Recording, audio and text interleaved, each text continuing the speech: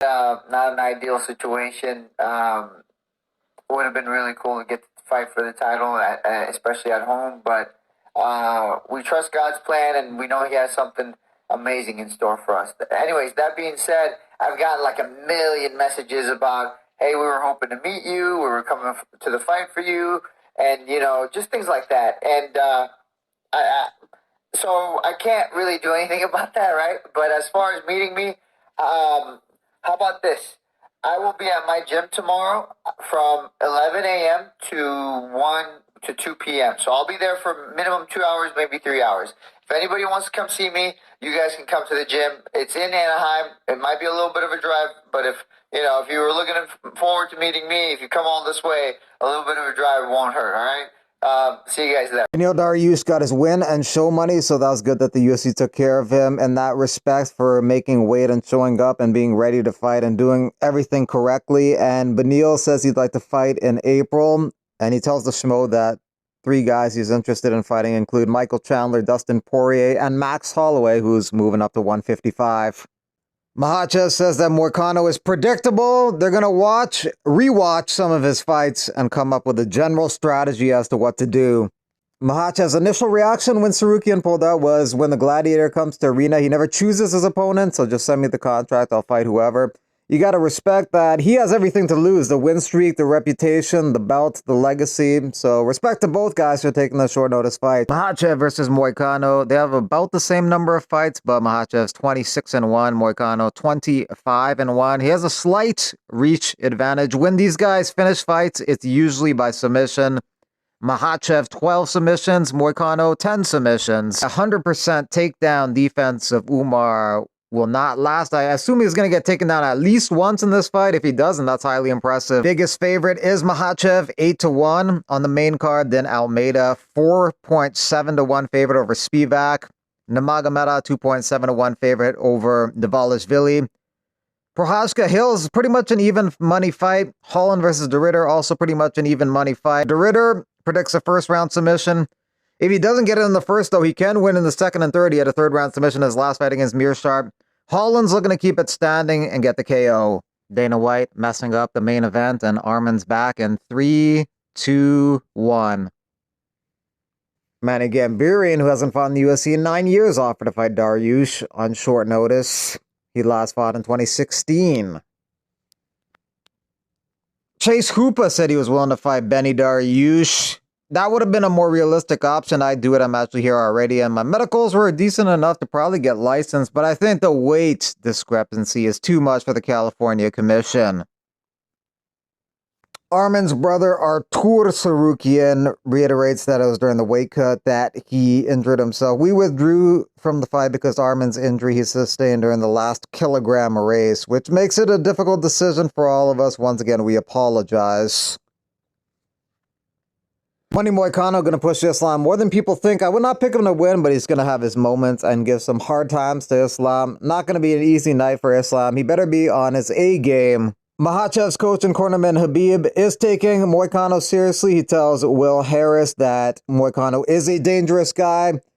They've been around the game long enough to know you can't underestimate anybody. Chris Weidman retired with the main event change. A lot of people didn't hear about it, but the GFL did. They'll probably try and recruit him. Christopher James Weidman, a happy retirement? Are you kidding me, dude? Time has flown by, man. You know what's messed up? You got me into this mess, and now you're dipping on me. That's kind of messed up. No, I'm just kidding. But on a serious note, man, I'm proud of you, brother. I mean, just think about all the people that you have met, the legendary fighters that you have faced and won. I mean, a very small percentage of people can say that they have been the UFC middleweight champ, dude. I think that's so freaking cool. And what's even cooler than that is the amount of people that you've had a positive influence on being in the sport, being a light for those who needed it, man. Every time you step out on octagon, seeing the grinds that you have been through, I think it's just so cool, man. And you know what? We ain't done seeing Chris Weidman. I mean, there's still so much more that you have to offer this sport. The experience that you have, the knowledge, my man. I mean, just doing what you're doing right now, hanging out with these fine people. What's up, DC? But I just want to tell you I love you, man. And I'm just so happy to be able to have witnessed it, man. every time you step that octagon, and thank you for all of your help. And you better not stop, helping me train. You still got to help me out with my next fight, my man. But I just want to tell you I love you, and I support you, man, 100% of the way. Happy retirement, brother. Peace. Michael Bisping, congrats Chris Weidman on an amazing career. All the best in retirement. You certainly left your mark in this sport. Be proud of yourself. Hall of Fame for sure, I'd say. Islam Makhachev on fighting Topuria. He says Topuria needs to focus on his weight class. Mosar is a really big challenge for Topuria, according to Islam Makhachev, but probably a rematch is next for Topuria with Volkanovski. Leon Edwards looking to rebound after his loss to Bilal Muhammad on March 22nd in the main event at the O2 Arena against Jack Della Maddalena. Maddalena is looking to win his 18th straight fight. Nathaniel Wood thinks this fight with Charrier will be the people's main event, and he tells Charrier, "Be a pleasure to share the octagon with you. Beer afterwards," and Charrier says, "Will be one of the best European fights in a long time. Much respect for your career. Pleasure for me too, of course, for the beer afterwards."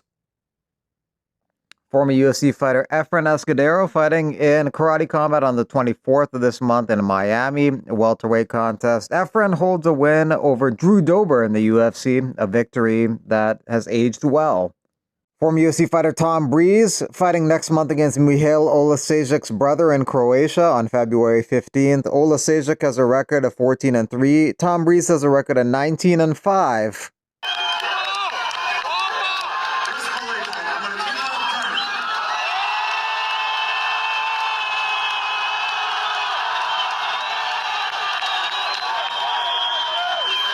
Movsar Evloev staying in shape. He says he wants to fight before March if the UFC can get him a fight. But if Volk is fighting Topuria and Diego Lopez is fighting Yair Rodriguez, there is a lack of options for him in the top 5.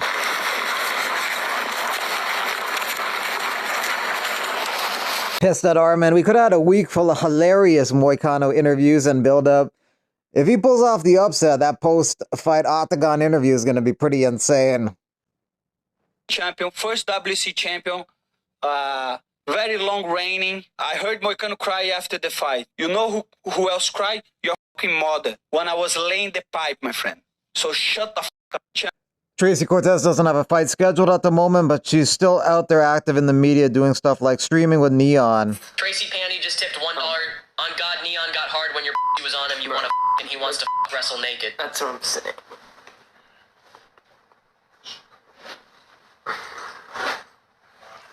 I'm so sorry, Tracy.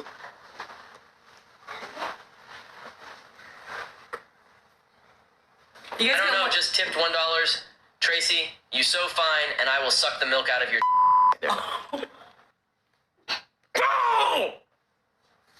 They're done.